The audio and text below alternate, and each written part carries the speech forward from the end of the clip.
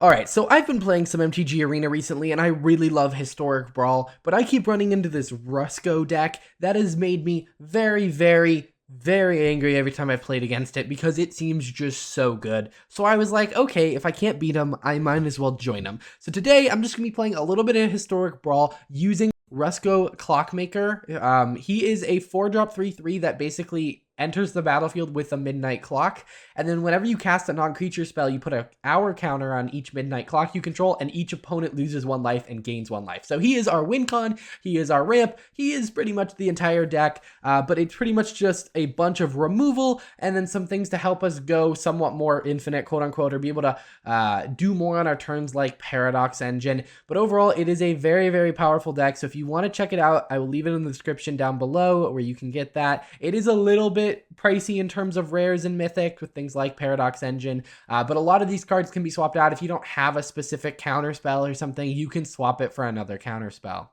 Either way, let's jump into game 1.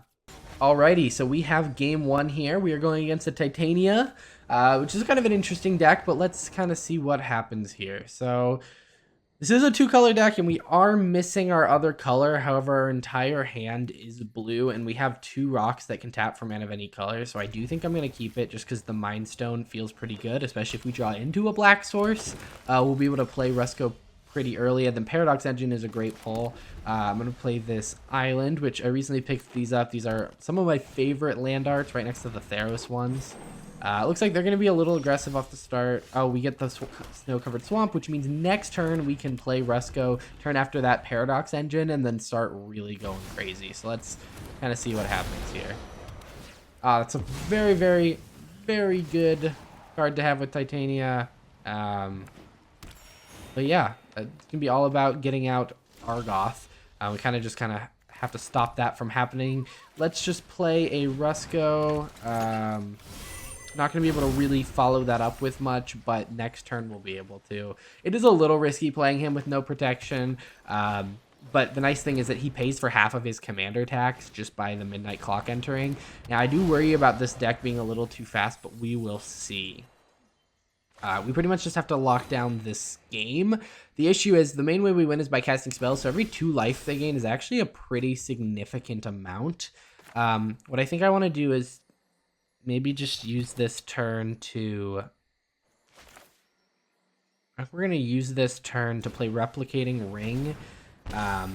Just going to get us another counter on that. And then we are going to Inquisition of Kozilek just to make sure there's nothing too terrifying in our opponent's hands. Shaya and Wilderness Reclamation are both not great for us. I'm going to make him obviously discard that.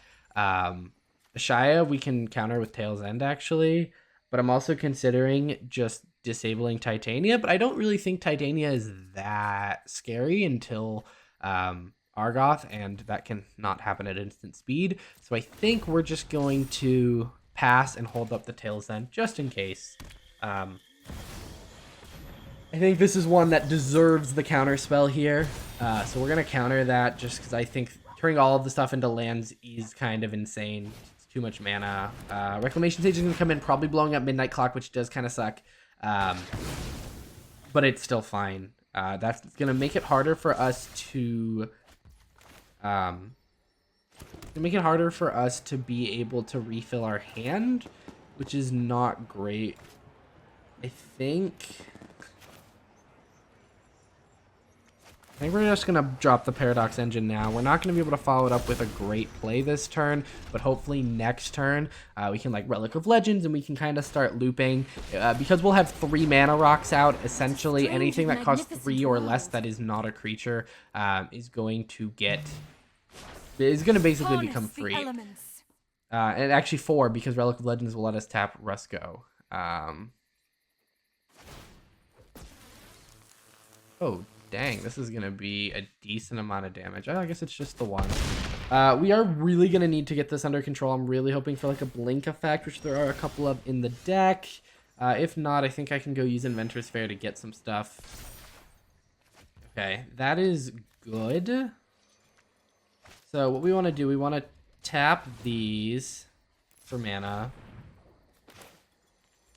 And then the Snow-Covered Swamp. And that's how we want to play this Relic of Legends. which is going to untap all of the non-land permanents. Cool. Now we can, in essence, cast a bunch of stuff for free. So what we're going to do, we are going to tap our commander for blue, this for colorless. It doesn't seem to like actually accounting for Paradox Engine. So we are going to Archmage Emeritus, which is then going to untap all of that. We're basically going to get to unload our entire hand here. Let's see kind of what happens. Again, we want to tap this for blue, this for black, this for colorless. We should also tap Rusko, because if we ever are casting something with mana value less than 4, we can just kind of do this. I actually really hate this Llanowar Lone Speaker. I think it'll become problematic. So let's do that. It's really unfortunate that we did not draw into another thing, but what we're gonna do, we're gonna tap. We're gonna have to use a timeout here. We're gonna Kasmina's Transmutation Titania to basically try and end that. Then we're gonna sacrifice Inventor's Fair, using that mana, and we are gonna go get something that'll help us kind of get out of the situation. I'm thinking Bolas's Citadel seems pretty good. So we are gonna Bolas's Citadel, and then we're gonna just play that. It's gonna maybe tap wrong. No, that's fine. This is gonna let us, in essence, oh dang it. We are going to tap all of our mana, including Rusko. Oh my gosh, I wish I could go faster. To play Witness Protection on, I don't know, the forest. Get that off the top. It's gonna untap. We are then gonna play Thassa off the top, which is gonna be really good for us. I'm not exactly sure what we're gonna do with all the mana, just in case we end up needing it. We might as well add it. I don't really think we have a way of manipulating the top card of our library, except actually we can draw a card by sacking our Mind Stone, which does kind of weaken us a little bit. But stuff like this is going to really help. We're also like kind of counteracting a lot of it by casting non-land or non-creature spells, which Rusko is going to then reward us with life for. I really don't think we can do anything on top of this. So we're just going to have to let all this mana float away. And then, well, the nice thing is at our end step, we can flicker him and we can get back our Clockmaker. And now we'll have a mana sink, which will be the Midnight Clock. We can pay 3 mana to put an hour counter on it. So this is kind of where the deck stabilizes. Even in like uncertain odds, I was able to kind of pop off that turn. And at any time, we can sack 10 non-land permanents, which we do have to deal 10 damage. So their life total essentially just turned into, 11. Because at any time I can activate that. The ground you walk on. We also now have an blockable creature, or not unblockable creature. Sorry, a indestructible creature. They're going to be able to return some stuff. They're going to get some cool stuff going. But I think if I get one more turn, it's pretty much over. But we shall see. That is going to be slightly problematic with the Defiler. We're going to really need a solution for that, and quickly. But let's see. Okay, so they're just going to swing out.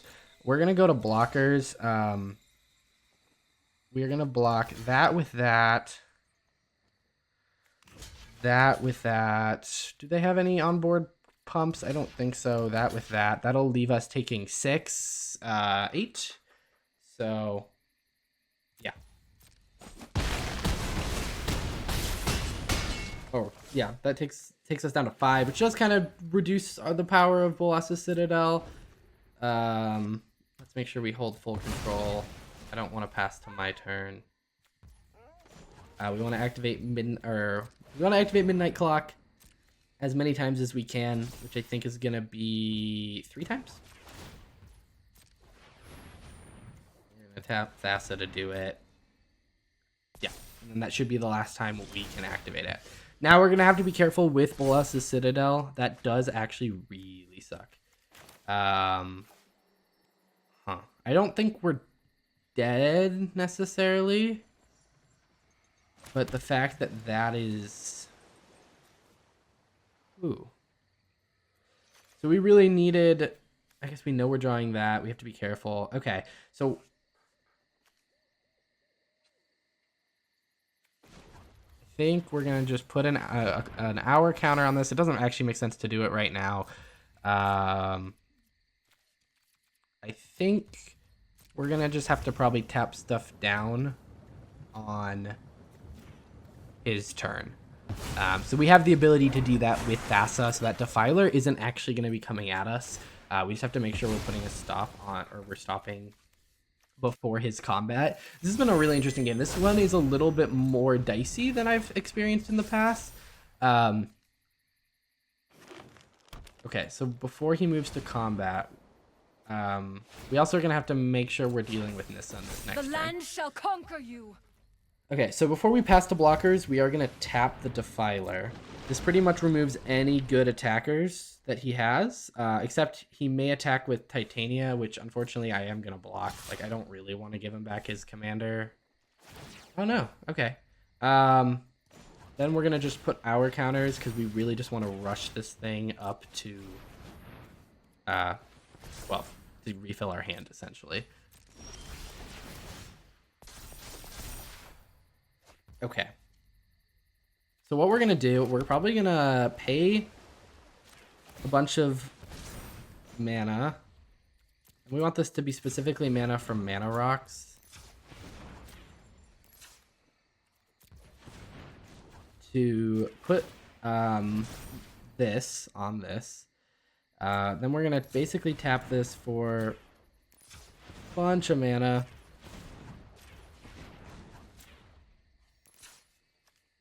Okay, and we are going to use that to do that.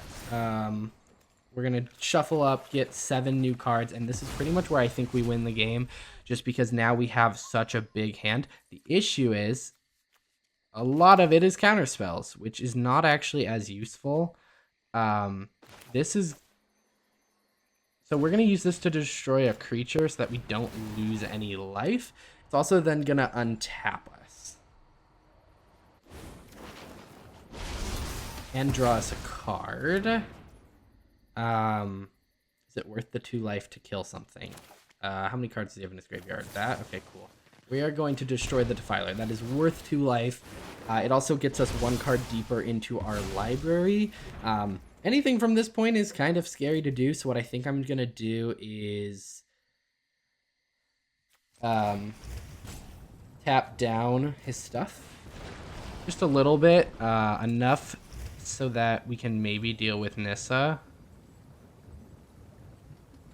No, I really don't want Nissa to go off, but I think there's not gonna be much I can do about it without basically throwing the game. So we're just gonna make him throw something in front of it. I forgot about the caravan. The caravan could have maybe done it because, yeah, it's fine. He gets to ult Nissa. That is slightly concerning, but hopefully it's not. Oh wait, no, we can counter it. Oh my god, I'm being so dumb. We can counter it with Tail's End. Okay, let's see. Oh, maybe he's not gonna do it. Rise, my elemental friend. Okay.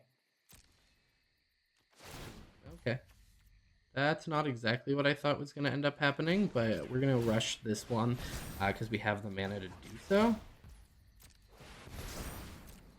we go. And it's my turn. Okay, yeah, I think we got this. There's very little that can go, or that can happen at this point that would concern me. So let's go search our library for a card with mana value 3. Which is obviously going to be Midnight Clock. Okay. We need to save the 2 mana for Tail's End. I really wish there was a way to say, like, untap or tap all non-land mana sources. But unfortunately, that is a manual process, and I keep clicking the undo button instead of the actual thing I'm trying to tap. We then can also tap for blue, and then tap for... I should probably be tapping for black with this, just so that we have that option. And then tapping for black, and then playing Midnight Clock, which is going to untap everything, deal some more damage. This is kind of risky, but I think we are going to... Oh, dang it. We're going to play a Narset and then activate her. This stops any card draw shenanigans. We're going to get Key to the Archives, put it on the battlefield, which is going to basically be able to untap. I think we're just going to get Doomblade, and then we are going to discard a Fabled Passage. Yeah, and then we pretty much just stall this out using counterspells and stuff. Now, one thing I am worried about, we're actually going to hit this on the next keep. So what we just got is not going to be here anymore. So I should activate this before my hand gets basically taken away from me. So we're going to use this to destroy a land.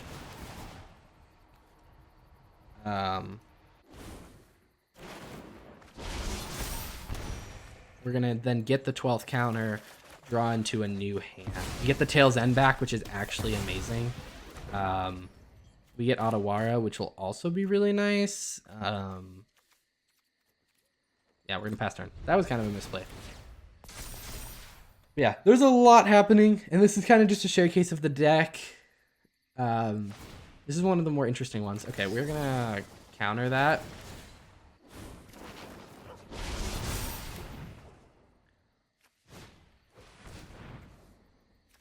I mean, yeah, he can get a Mind Stone. He can't draw a card with it on his turn. He's going to have to wait.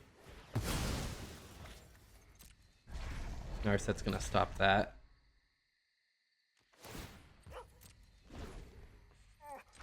Out. There, we just cast basically 4 spells, and then we can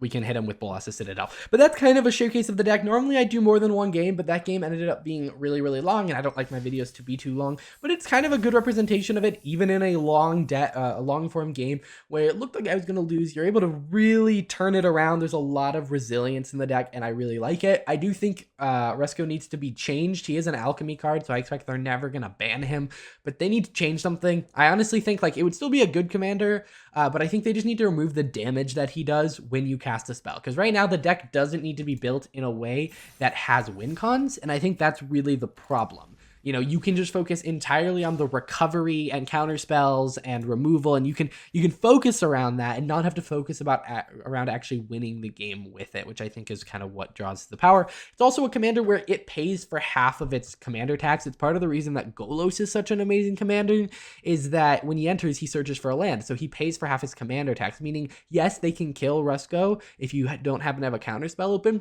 but he's actually going to come back and then give you an extra mana rock that'll end up actually helping you. So I feel like it's just kind of a feels bad commander to play against, and it is incredibly good. Again, I check it out below, but also be wary. This is super powerful. I wouldn't be surprised if it ends up getting changed, and they do not give wild cards back if they change a card, only if it is banned. Either way, guys, hope you enjoyed this gameplay video. I'm trying to do more of these coming up, so stay tuned for that. I'll see you in the next one. Bye.